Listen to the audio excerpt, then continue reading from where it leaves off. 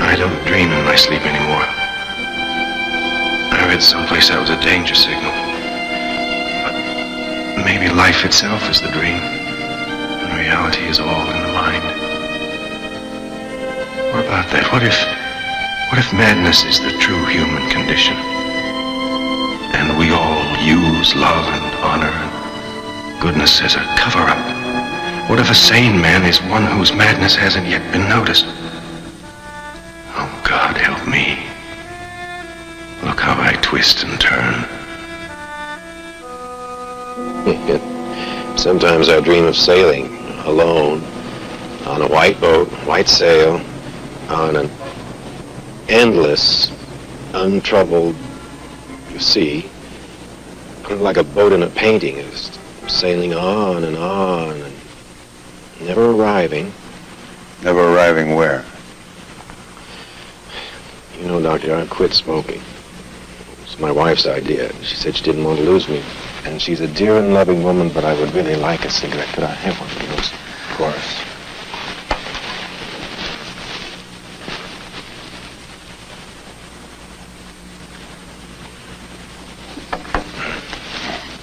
Thank you.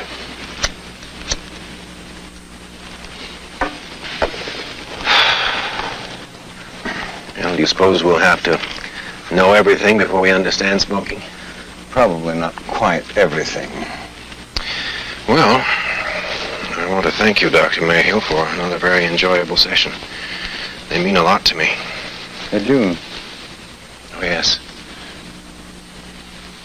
Mr. Forbes, do you suppose that maybe next time we could get into some of the real reasons that you've come to see me? I mean, you've told me many pleasant things. You seem to love plants, and you're an excellent nurseryman. You have a loving wife, charming daughter, a nice house. You're a vigorous man in the prime of your maturity, but that's not why you come here, is it?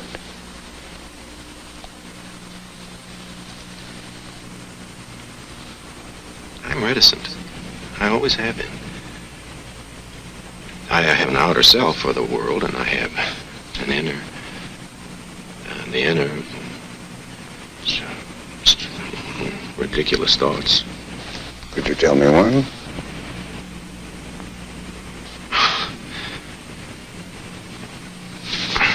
This morning, I saw this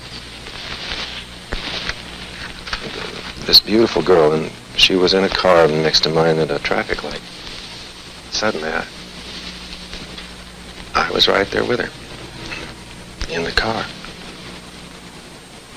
making love to her. We didn't say anything. I just loved her. I have other thoughts which are disquieting and disgusting. Oh. To eat a bug.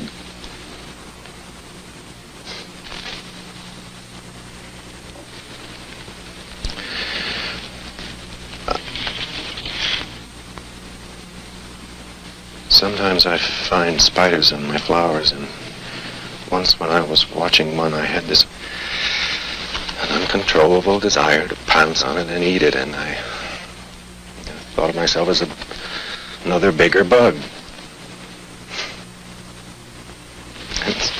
It's just appalling to me that I thought of it.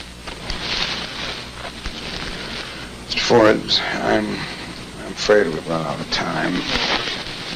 You know, perhaps a man who thinks of himself as a bug doesn't have a very high opinion of himself. That's a cliche, of course, but it might be worth thinking about.